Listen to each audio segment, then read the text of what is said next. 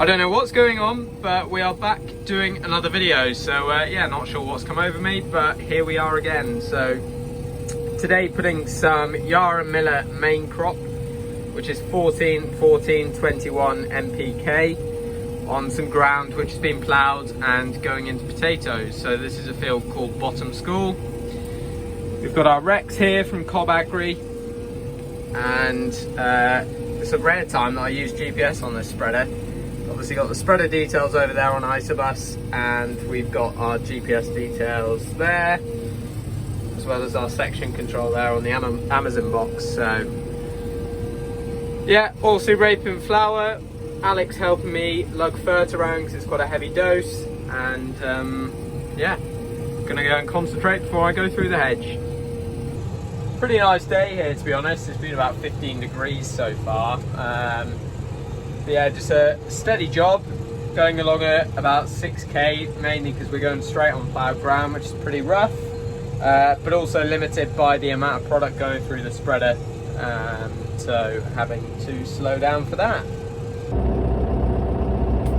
Alex has got the big job of bag cutter today.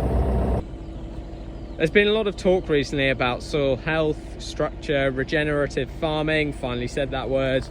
And as you can see, this process is actually pretty brutal on the soil. So plough, bed till, we need to get that really fine tills to be able to grow the potatoes in, otherwise you wouldn't have a very good crop. But other farmers potentially were just arable, or obviously going zero till, min till, and trying to reduce the impact they have on the soil. But we'll see what the future holds for potato farming, really. And I know there's an estate in Norfolk called Holcombe Estate who are trying some different things. They grow potatoes, but yeah, just trying a few things to see whether they can reduce the impact they're having on the soil. You know, if you were, I don't know the answer, but if you were to do zero till for 6 years and then go through this process to grow potatoes in the 7th, would you undo all your hard work, sort of thing? So or would there still be benefit to doing it? I don't know. Just an interesting point and quite a hot topic at the moment. It's our own personalised wheel wash before we get on the road.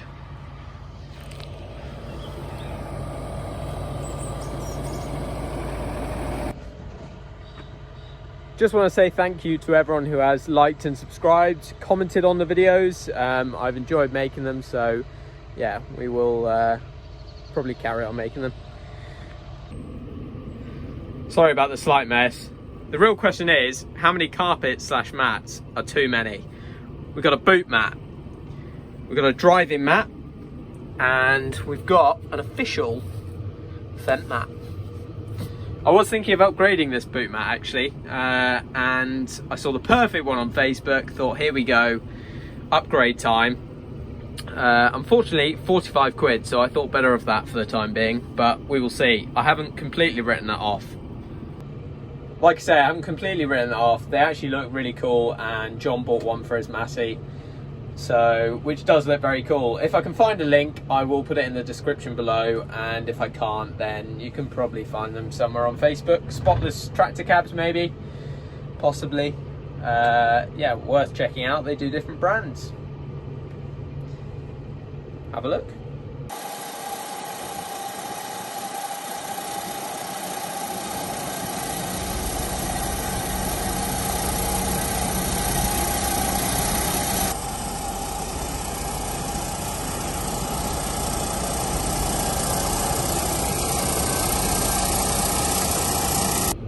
Saturday morning now, just going down a track, so I apologise if it's a bit bumpy. We've got some spring beans on the left here, went in with a plough and combi. Got some wheat here, looking well, that went in with a top down and Vadestad following, Vadestad Rapid following it. Got some oilseed rape down there, and then that's a field after potatoes, which is winter wheat, and that went in plough and combi. Nice peaceful quiet morning. It's John just doing his T-noughts on the wheat. The agri-fac in action. So I did my first bit of ploughing that I've ever done last night. John needed to go and get a sprayer sorted for today. So sat with him for a bit and he gave me a bit of a lesson. And I also want to give a shout out to KV6080 because I watched 2 of his ploughing videos. So picked some tips up there, but I was only on the plough for about an hour to an hour and a half while John sorted his sprayer out. And yeah, pretty happy with it, to be honest. I might put a picture up of how it was last night, and then John finished the field off and did the headland last night anyway. So yeah, we'll probably have a go next spring maybe. We'll see. So yeah, thoroughly enjoyed the ploughing last night. I felt that I needed a pair of the Cavernland green and red overalls and a ploughman's lunch. Unfortunately I had neither of those. I did have a pair of case overalls on. But yeah, it's been a pretty heavily fertilizer targeted video, I suppose. And I will probably go and have a bit of a gander down in the orchard later on, so I will show you a bit of what's going on down there. And at the end of the video I'll probably put on some clips of the class tractor we had on demo. Ben has finally sent the video through, so you know, I'll put that on, as well as a couple of pictures I took, both of a few other things we got up to with it and of the class Scorpion that he brought out last year. So both of which I thought were good machines, to be honest.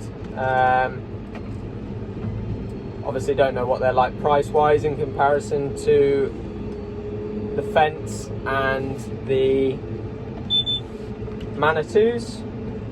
I would say they'd be priced lower than a Fent, but maybe more expensive than a Manitou, the Scorpions. So yeah, the tractor was comfortable down the road. It was definitely noisier than the Fent, definitely not quite as refined, but it was an Arian 650. This has suddenly now turned into like a tractor review, but that's fine. At a very strange angle. Maybe I'll put it up here. Yeah. So yeah, no, enjoyed having the tractor out. Alex used it most on the Sumo, but I used it here and there, moved it around a bit. We had it for 3 or 4 days or something, I think it was in the end. Moved some stone with it, moved some fertilizer with it. And yeah, no, it was a comfortable and nice environment to be in. Quite a spacious cab, nice back window, was nice and big. I should have done a review at the time, to be honest, but just hadn't really started doing these videos again, so which was a shame. So that's why I'm going to give Ben and the class tractor a bit of a shout out and a feature in this one. So yeah, give one a go if you fancy it.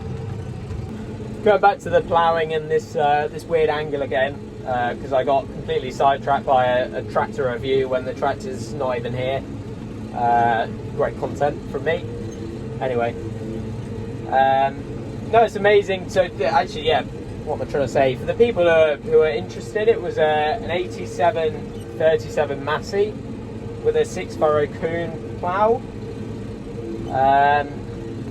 That's what they've got here. So for spud ground, he's ploughing about 12 inches deep, so needs a fair bit of power on some of the heavier ground and the banks around here. And also, I just wanted to say that what a great place YouTube is really for learning techniques and different ways people do things. You know, like I said, I went on to KV6080, like the New Hollands, got a New Holland 6080, and watched some of his videos, and he gave some great tips. It was a long video. I've also watched some of Johnny 1388's videos, and also George Saunders as well. And it's just amazing, the videos out there and the tips you can pick up from people. And you know, with time comes experience, so you're never going to beat just getting ploughing or whatever the job is and getting experience under the kit. Literally steering wheel between your legs and driving it and using the controls. But you know, there's some great YouTube videos out there, tutorials on all sorts really. So yeah, no, just wanted to say it's a brilliant place, and it's amazing what you can find and pick up tips from people who have been doing it from years and years, and you know, use those tips over time. Luckily our plough has very width on it, which meant that when I started to get a bit of a bend on it, I was able to sort that out from the cab, which was awesome. But I did use a tip from KB 6080 where he said put your front wheel in at a bit of an angle and then let your back wheel come in, and it'll keep your ins and outs a bit straighter. So anyway, there we go. Gonna go and do some grass in a minute. This has for some reason turned into a bit of a like chatty video. Anyway, there we go. We'll go down to probably see you in the orchard in the next one, to be honest. I'm gonna go and do some grass and then yeah, come back through the orchard. So here we are down in the orchards now, and as you can see, the buds are beginning to move a bit. These will flower and turn into blossom. As with arable crops, there's different varieties of tree, and they are made into different ciders. A lot of them are mixed for like the Stowford press and things like that, but you can just get individual variety ones like KT, which is a variety that thatchers use. Paul's been through once with the air blast sprayer. I think he was spraying for scab. We cleared up the prunings the other week, and other things on the list down here will be at some point to spray off the herbicide strips, which is what these are called, under the trees. If you don't, when you come to harvest, you might have a problem with apples getting stuck in there, and the blower won't be able to blow them out. So ideally Paul will pick kind of there with his picking head, so you need to get the apples off the strip and kind of onto the grass. So he'll also go through and do a cut with the spearhead topper, and then yeah, he'll just be busy on doing air blast sprays throughout the season before these trees all eventually fill with apples. So yeah, nice and peaceful down here, and yeah, thought I'd just kind of bring you down here. So I think I've said this in videos before, but grow for thatchers and westerns. Westerns are only over at Ledbury, thatchers are down in Somerset. But this is the state of play in the orchards. He's also been through, first thing he did was go through with a set of chain harrows, which is why you can see the grass that's fluffed up from those, like that. And will help with growth, take out the dead grass and help the grass underneath grow through. So there we go, just a little update in the orchard. Looking pretty good at the moment. Sky's looking a bit grey. Anyway, a little bit more to do, and then we'll wash the kit off and get it ready for potato planting next week. Is there a more infuriating bit of kit to wash than a fert spreader? Nitrogen, so you got to get it off. All the little nooks and crannies. Close up to the tractor. Beeping awkward. Let me know in the comment section below if you think there's a worse bit of kit to wash than that. Also, another question for you. I'm going to go back and spray it with a mix of oil and diesel now to protect it. Protect the paintwork and stop it rusting, fingers crossed. Does anyone put it on with anything other than an airline?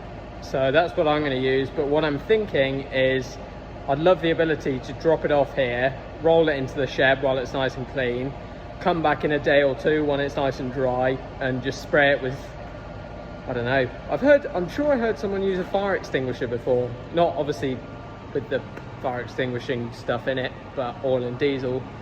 Is that a thing, or is there something else? Portable, doesn't require air, but produces like a nice spread to do it in the dry, because otherwise now, down the road, back to the other farm, dirt on it everywhere, clean it off again, have to wait for it to dry. Just want to drop it off here. Anyway, let me know in the comment section below to those. Also, absolutely sweating. It is Saturday and it is very hot. Also, being in waterproof, so that probably won't help. Anyway, there we go. We'll carry on.